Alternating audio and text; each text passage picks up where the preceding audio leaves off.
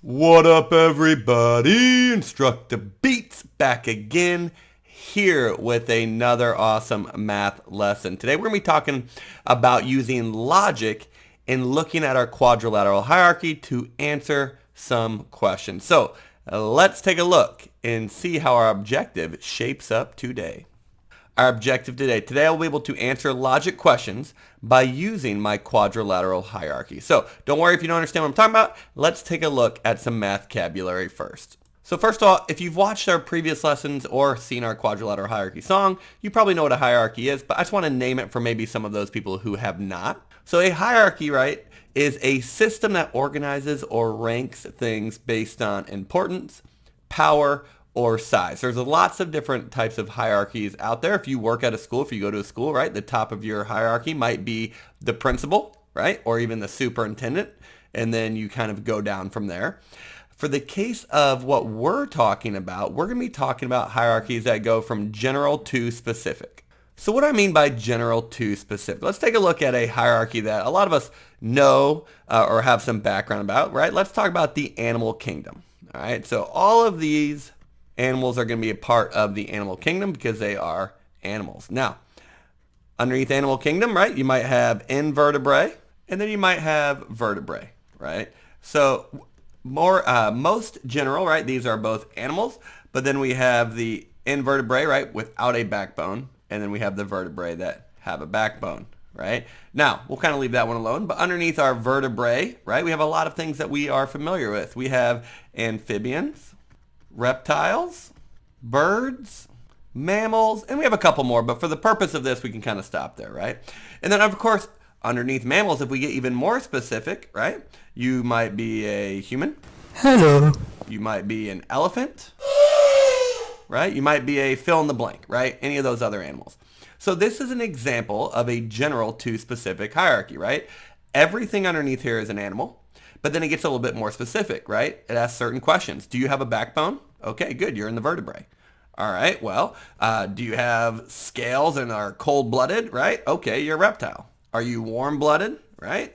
You could be a mammal, right? Or, I don't know, a bird. Okay, I'm not a scientist. I'm a math YouTuber. All right, so, again, general to specific. So that's just an example of what a hierarchy might be. Now, we have another example right here, and hopefully if you've listened to our quadrilateral hierarchy song, right, here's our quadrilateral hierarchy. Now, we're going to get back to that. I just want to give you two examples so you kind of understood what we're talking about when we even say the word hierarchy. Now, we're going to take a look at a completely separate hierarchy to introduce to you some very important words, right?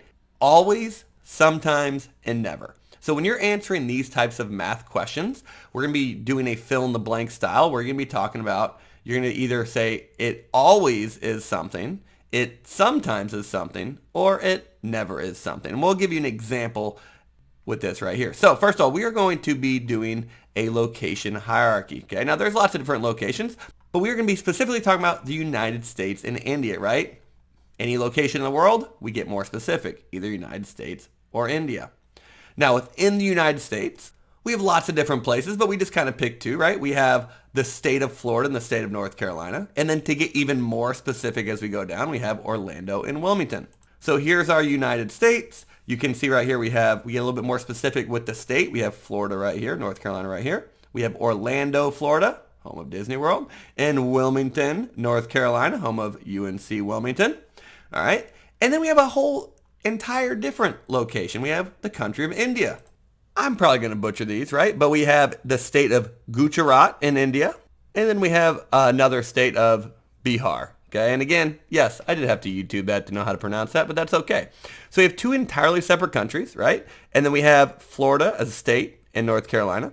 Then we have Gujarat and Bihar as states in India. And then we get a little bit more specific into these cities. So what we're going to do is we're going to look at some examples of logic questions using this hierarchy. So these are some examples of logic questions that we're going to answer using quadrilaterals, but let's answer this first because I think it might make a little bit more sense, right? So if you are located in Orlando, right? So you are sitting right here in this red dot in Orlando. Are you always in Florida, sometimes in Florida, or never in Florida? And of course, if you are in Orlando, then you are always going to be in Florida, right? So if you are located in Orlando, you are always in Florida. If you are located in Wilmington, so now we move right here, right? We're at this red dot right here on the map. If you are located in Wilmington, you are always going to be in North Carolina. You can't be in Wilmington, right? At least this Wilmington, I'm sure there's other ones, and be anywhere else in the world because you are in the city of Wilmington, which is located in North Carolina. It is always there. If you are located in Wilmington, you are blank in the United States, right? So are you always in the United States, sometimes in the United States, or never? And of course, if you are in Wilmington, North Carolina, that means you are always going to be in this country, right? So you are always in the United States. All right. So if you see, if we were going from Wilmington, okay, up to the United States, right? So if you are in Wilmington, you are always going to be in the United States because this is from most general to most specific. Let's take a look at another word, and I'm going to show you a shortcut for kind of how to use this. So if you are located in Florida, are you always in Orlando, sometimes in Orlando, or never in Orlando, right?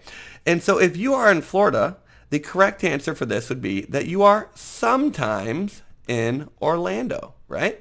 Because you could be in Orlando, Florida, but you might also be down here, right? In Miami. You might be right here in Ocala, Florida. Maybe you're visiting all the old people in the villages right there, right? Kind of by Ocala, right? You could be in Daytona Beach over on this side, or you could be in Orlando, right? So if you are located in Florida, right? If you are just in Florida, that's all you know. Sometimes you could be in Orlando, but sometimes you might not be, right? Because you're going from general to specific. Let's take a look at India, right? So if you are located in India, you are sometimes, always, or never located in the city of Patna. And again, I could be butchering that. I apologize, right? So if you are in India, right, and we know that Patna is in Bihar, the state of Bihar over here, okay? That means you are sometimes, right, in Patna, okay? So if you are, because you are going from India, which is very general, and then you are sometimes going to be in Patna, but sometimes you might be in Gujarat, right? Sometimes you might just be in Bihar, but you might not be in Patna, and then sometimes you might be in this other city, okay? So sometimes if you are in India, you are located here, but sometimes you might be all the way over here, right? You don't know. So maybe you recognize a pattern right here, right? So if you are going from specific to more general, if you're going up the hierarchy, you are going to use the word always, right? So if you are located in Orlando, you are always in Florida, right? Because you started in Orlando more specific, and they're saying you got more general as you went up. If you are going from general to specific, so for instance, for this one right here, if you are located in Florida, right? So you're starting in Florida, and then you're getting more specific. In other words, you're going down the hierarchy. You're going to use the word sometimes, because sometimes you might be in that location or that spot, or sometimes you may be somewhere else. Let's take a look at a we do, okay? So again, our three keywords down here, always, sometimes, never. If you are located in the United States, right? So you are in the United States somewhere, you are never in India, right? You cannot be in the United States and be in India at the same time. If you are located in Wilmington, right? So here's Wilmington. You can never also be in the city of Patna, right? Because you can't be in the United States and be in India at the same time. If you are located in Orlando, right? So here we have Orlando. You are never in India, okay? So if we're moving up the hierarchy in our logic statements, we're going to say always. If we're moving down the hierarchy, we're going to say the word sometimes. And if we are not connected at all, we are going to say the word never, right? You can never be in the United States and be in India at the same time, all right? So these are our three words we use when we look at a hierarchy and we're looking at our logic statements. Let's take a quick review by listening to this InstructaBeats song about the quadrilateral hierarchy. Down the road all the shapes from here on out are parallelograms. They all have two pairs of parallel sides plus one demand. If it also has congruent sides, a rhombus is what it's called. If it doesn't but right angle straighten it up, then it's a rectangle. But if it all describes a shape, it has two pairs of parallel sides, and you can then discern that they're congruent and the angle's right. It's a parallelogram and rhombus and rectangle too. That would be a square, but the reverse wouldn't be true. It's the quadrilateral hierarchy song. It's the quadrilateral hierarchy song. So these are our logic statements, right? And remember, if we're going to go up the hierarchy from specific to general, we're going to say always. If we go down, we're going to say sometimes. And if they're not connected, we're going to say never. So a rectangle is always a trapezoid, sometimes a trapezoid, or never a trapezoid. All right, so if you've listened to the song, or if you've listened to watch other videos, you know why these are organized like this, right? We have our two parallel sides, only one parallel side, right? We have a parallelogram that has four right angles is a rectangle, a parallelogram with congruent sides is a rhombus, and we have kind of the love child of the rectangle, the rhombus. We have the square, which has four right angles, incongruent sides. So it's both a rectangle and a rhombus, right? So you already know that. If not, stop this video, go check another one. This is all about just answering these types of questions. So a rectangle, okay, so we're going to start at rectangle, is blank a trapezoid. So you can see these are not connected at all. So a rectangle can never be a trapezoid. Can't happen, right? Because it's always going to have two pairs of parallel sides, which means it cannot be a trapezoid based on our definition of a trapezoid. So now let's look at square. A square, right, is blank a rhombus.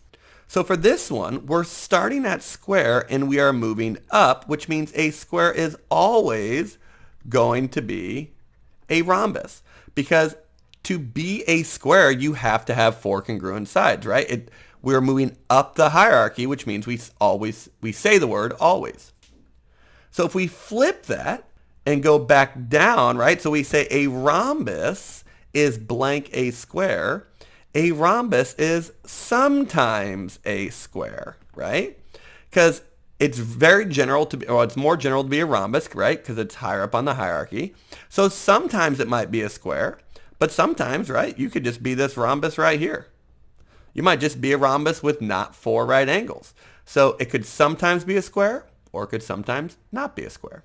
So then our last two, right, they both start with the trapezoid, okay? So a trapezoid is blank a quadrilateral. So we're going from trapezoid up the hierarchy to quadrilateral, which means we're going to say always, right? Because a trapezoid always has to be a quadrilateral. It always has to have four sides.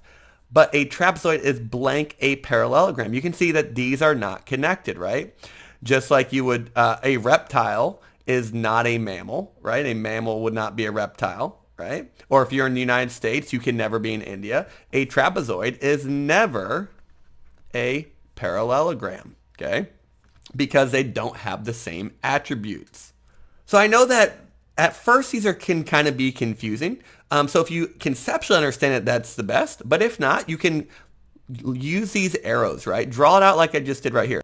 A trapezoid is always a quadrilateral, right? A parallelogram is sometimes a rectangle. So if you draw the arrows out, it can kind of help you get the feel of it so you can answer these logic questions correctly.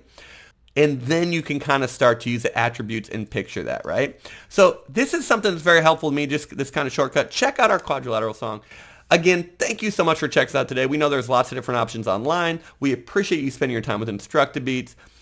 Please like, subscribe, check out our other videos, timers, songs. We got it all. Again, thank you so much. InstructaBeats out.